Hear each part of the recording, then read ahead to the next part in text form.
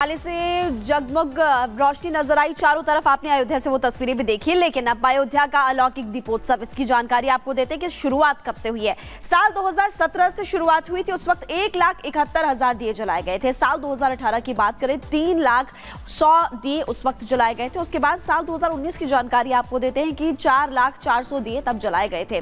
साल 2020 6,06,000 दिए जलाए गए। तो साल दर साल संख्या लगातार बढ़ती गई और रिकॉर्ड नए नए बनते गए। आगे बढ़ते हैं, साल 2021 की बात करेंगे। 41,000 दिए जलाए गए थे। साल 2022 की बात करें तो 15,76,000 दिए जलाए गए थे। साल 2023 में संख्या और ज्यादा बढ़ गई, 22,23,000 दिए उस वक्त जलाए गए। और साल 2024 में एक नया रिकॉर्ड बन गया है। जी हाँ, साल 2024 की बात करें 25 लाख दिए जले। तो अब इस बार देखिए दीपावली बहुत ही अच्छे तरीके से वहां पर बनाई गई, खास तरीके से, अलग तरीके से, दिव्य भव्य थी। और इसी बीच आपको इस वक्त एक बड़ी खबर बता देते हैं। सीएम योगी आदित्यनाथ आपको बता दें कि उत्तर प्रदेश के मुख्यमंत्री योगी आदित्यनाथ थोड़ी देर में हनुमानगढ़ी पहुंचने वाले, वहां पर भी पूजा अर्चना करते हुए नजर आएंगे। और उत्तर प्रदेश के मुख्यमंत्री योगी आदित्यनाथ ने कल ही संदेश दिया था कि जो सनातन मार्ग के सारे रोड़े में आता है उनको, उस रोड़े को खत्म कर देंगे। उत्तर प्रदेश के मुख्यमंत्री ने उस वक्त भी संदेश दिया था। ग्राउंड जीरो से हमारे साथ हमारी सहयोगी ऋतु जुड़ गई है। ऋतु, अभी मुख्यमंत्री योगी आदित्यनाथ कितनी देर में वहां पर पहुंचेंगे दर्शन करने के लिए, और उसके बाद रामलला के भी दर्शन करेंगे? बिल्कुल मीनाक्षी, जिस तरीके से आपने पूछा है, इस वक्त मेरी मौजूदगी हनुमानगढ़ी में ही है। और सबसे पहले सीएम योगी आदित्यनाथ यहीं पर पहुंचेंगे। अब से लगभग 1 घंटे का समय है जब वो यहां पहुंचेंगे, दर्शन करेंगे और यहां पर आशीर्वाद प्राप्त करेंगे। तमाम साधु संत उनके साथ मौजूद रहेंगे, महंत राजूदास उनके साथ मौजूद रहेंगे। और 8 बजे का समय निर्धारित है जब वो हनुमानगढ़ी पहुंचेंगे। इसके बाद अगर आपको मैं बताऊं तो उनका जो शेड्यूल है वो यहाँ से मणिराम दास छावनी पहुंचेंगे। तस्वीरें आपको दिखा देते हैं, ये तस्वीर हनुमानगढ़ी की है। हनुमानगढ़ी में इस वक्त मेरी मौजूदगी है और यहीं पर देखिए सुरक्षा के लिहाज से भी तमाम कदम उठाए गए हैं। सुरक्षा के लिहाज से सिक्योरिटी प्रोटोकॉल के तहत यहाँ पर जो पुलिस बल की तैनाती है आपको हर एक कोने में नजर आ रही होगी। इस वक्त देखिए सिक्योरिटी प्रोटोकॉल किस तरीके से है। ये मुख्य द्वार है हनुमानगढ़ी का, और हनुमानगढ़ी में इस वक्त किस तरीके से पुलिस सुरक्षा बढ़ा दी गई है। पुलिस सुरक्षा के साथ यहाँ पर सीएम का आगमन होगा और इसके बाद वो यहाँ से मणिराम दास छावनी पहुंचेंगे। वहां पर भी संतों के साथ मुलाकात उनकी होगी। संतों के साथ मुलाकात के बाद कार सेवकपुरम वो जाएंगे और कार सेवकपुरम में साधु संतों के साथ वो जलपान करेंगे। 9 बजे से 10 बजे तक का समय रखा गया है और इसके बाद 10:20 समय तय किया गया है उनके शेड्यूल के हिसाब से, जब वो रामकथा पार्क हेलीपैड पहुंचेंगे और वहां से गोरखपुर के लिए रवाना होंगे। दिवाली का दिन है और दिवाली के दिन यहाँ पर सीएम योगी आदित्यनाथ की मौजूदगी दिखा रही है, ये दर्शा रही है अयोध्या कितनी खूबसूरत है और अयोध्या का महत्व क्या है। राम राज्य का जिक्र लगातार हो रहा था और कल ही एक विहंगम जो रिकॉर्ड बना है, एक दीपोत्सव की जो तस्वीर सामने आई थी, 25 लाख दियों से रोशन हर एक घाट नजर आया था। 55 घाटों की अगर मैं बात करूं, वहां पर 25 लाख दिए जो जलाए गए थे, Guinness book of world record में उसे दर्ज किया गया। और इस वक्त मेरी मौजूदगी है हनुमानगढ़ी में। तो हनुमानगढ़ी की जो गलियां हैं, यहां पर अगर मैं कहूं तो सिक्योरिटी कई लेयर्स की देखने को मिल रही है। कई लेयर्स में यहाँ पर सिक्योरिटी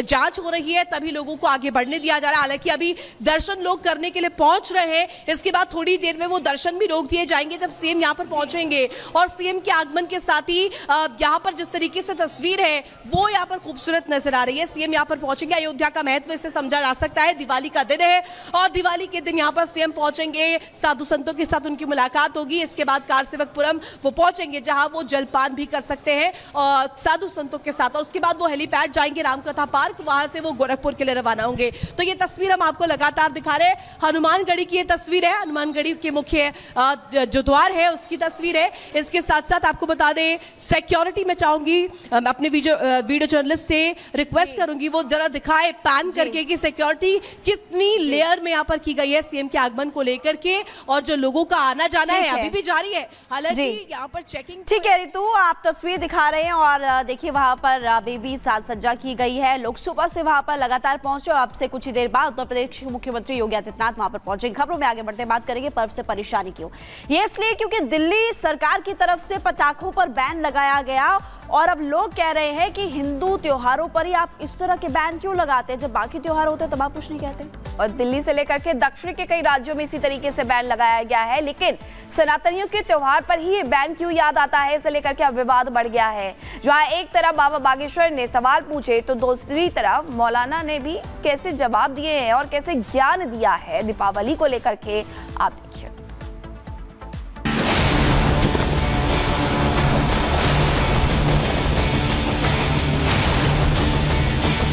पटाखों पर संग्राम। दिल्ली में प्रदूषण अभी से बढ़ा हुआ है। अभी तो दिवाली आई नहीं है, ना कोई पटाखे छूटे हैं। दिवाली पर सियासी घमासान। प्रदूषण के मद्देनजर जो है हमें पटाखे नहीं, हमें दिए जलाने चाहिए। दीपावली पर पटाखों को लेकर सियासत चरम पर है। जहां एक गुट पटाखों पर बैन और उसके जलाने का पैमाना सेट करने की बात कर रहा है, तो वहीं दूसरा धड़ा इस पूरे मामले पर राजनीति न करने और हिंदू त्योहारों को बेवजह टारगेट करने से बचने की सलाह दी है। दिल्ली में बढ़ते प्रदूषण के चलते पटाखों पर बैन लगा दिया गया है। हालांकि दिल्ली सरकार इस मामले पर कोर्ट के फैसले का हवाला दे रही है, लेकिन आम आदमी पार्टी के मुखिया केजरीवाल ने पटाखे पर बैन पर अपनी सहमति जताई है।